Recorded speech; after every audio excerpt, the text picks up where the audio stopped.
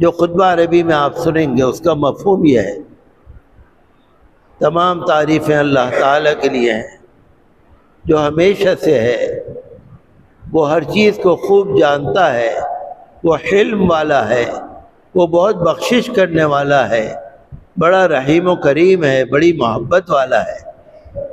میں گواہی دیتا ہوں کہ اللہ کے سوا کوئی معبود نہیں، اس کا کوئی شریک نہیں، اور میں گواہی دیتا ہوں کہ ہمارے سردار، ہمارے نبی، ہمارے مولا حضرت محمد صلی اللہ علیہ وسلم اللہ کے بندے ہیں اور اس کے آخری رسول ہیں۔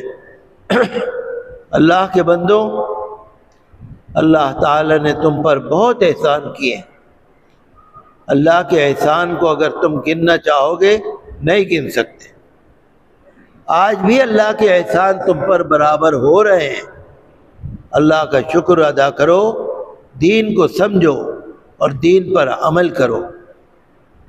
رسول پاک صلی اللہ علیہ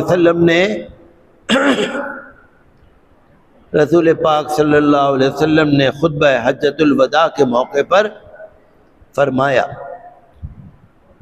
جب حضور نے حج فرمایا تھا تو 9 تاریخ کو حج ہوتا ہے، عرفات کے میدان میں احرام باندھے ہوتے ہیں سارے حاجی، لبیک پڑھ رہے ہوتے ہیں۔ تو جو لوگ حج کرنے جا چکے ہیں ان کو پتہ ہے، جو عمرہ کرنے جا چکے ہیں ان کو پتہ ہے کہ جب ہم احرام باندھ لیتے ہیں، لبیک پڑھ لیتے ہیں، تو ہم اپنا بال بھی نہیں توڑ سکتے، ہم اپنے سر کی جوں بھی نہیں مار سکتے، ہم کسی کیڑے کو بھی نہیں مار سکتے۔ احرام باندھے ہوئے جو حاجی ہوتے ہیں، جب حج ہوتا ہے ان کے اوپر بڑی پابندیاں ہوتی ہیں۔ اس کی مثال دے کر حضور نے فرمایا حج کے موقع پر، اے مسلمانوں، تمہارے خون، تمہارے مال، تمہاری عزت آبرو تمہارے اوپر حرام ہے۔ یعنی ہر مسلمان کا خون، ہر مسلمان کا مال، ہر مسلمان کی عزت آبرو تمہارے اوپر حرام ہے، جس طرح کے احرام میں تمہارے اوپر یہ چیزیں حرام ہیں۔ مطلب حضور نے فرمایا ساری عمر دیکھو کسی کا مال نہ دبانا، کسی کی جان نہ لینا، کسی کی بے عزتی نہ کرنا، کسی مسلمان کو نقصان نہ پہنچانا، قیامت تک کے لیے۔ حضور نے فرمایا جیسے احرام کی حالت میں تم لوگ احتیاط کر رہے ہو، ساری زندگی اسی طرح پر احتیاط کرنا۔ جیسے حضور نے فرمایا کہ آج کے دن 9 ذی الحجہ کو، حج کے دن تمہارے اوپر یہ سب چیزیں حرام ہیں، اسی طرح تمہارے اوپر ساری زندگی یہ چیزیں حرام ہیں، مل جل کر رہو، پریم سے رہو۔ اور حضور نے فرمایا کہ تم اپنے رب سے ملو گے، قیامت میں جاؤ گے اللہ کے سامنے، اللہ تم سے تمہارے عمل کے بارے میں پوچھے گا۔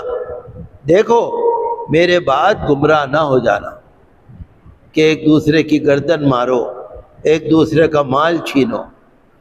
حضور صلی اللہ علیہ وسلم نے فرمایا کہ عورتوں کے معاملے میں اللہ سے ڈرو۔ عورتوں کا مطلب بیوی، عورتوں کے معاملے میں اللہ سے ڈرو، کیونکہ بیوی تمہارے نکاح میں اللہ کا نام لے کے آئی ہے۔ بھئی جب نکاح ہوتا ہے قرآن شریف کی آیتیں پڑھی جاتی ہیں نا، حدیث شریف پڑھی جاتی ہے نا، نکاح قرآن اور حدیث سے ہوتا ہے نا۔ اے مسلمانوں، تمہارا جو نکاح ہوا ہے، تمہاری جو بیوی تمہارے گھر آئی ہے، یاد رکھنا اللہ کے نام پہ آئی ہے، اللہ کے نبی صلی اللہ علیہ وسلم کی سنت کے طور سے آئی ہے۔ لہذا اپنی بیویوں سے اچھا برتاؤ کرنا، ورنہ قیامت میں تم سے سوال ہوگا۔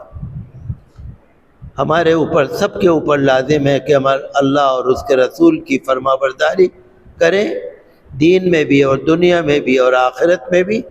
اللہ سے دعا کریں، بے شک وہ بہت زیادہ مہربان ہے، رحم والا ہے۔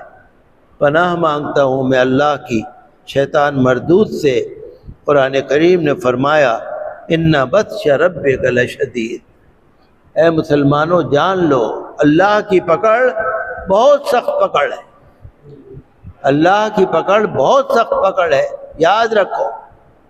اللہ کو کبھی بھول نہ جانا، جو شریعت کا عمل ہے وہ کرو، کسی کا حق نہ مارو، ورنہ اللہ کے ہاں جب جاؤ گے تو پھر تمہیں پتہ لگے۔ وآخر دعوانا الحمد للہ رب العالمین۔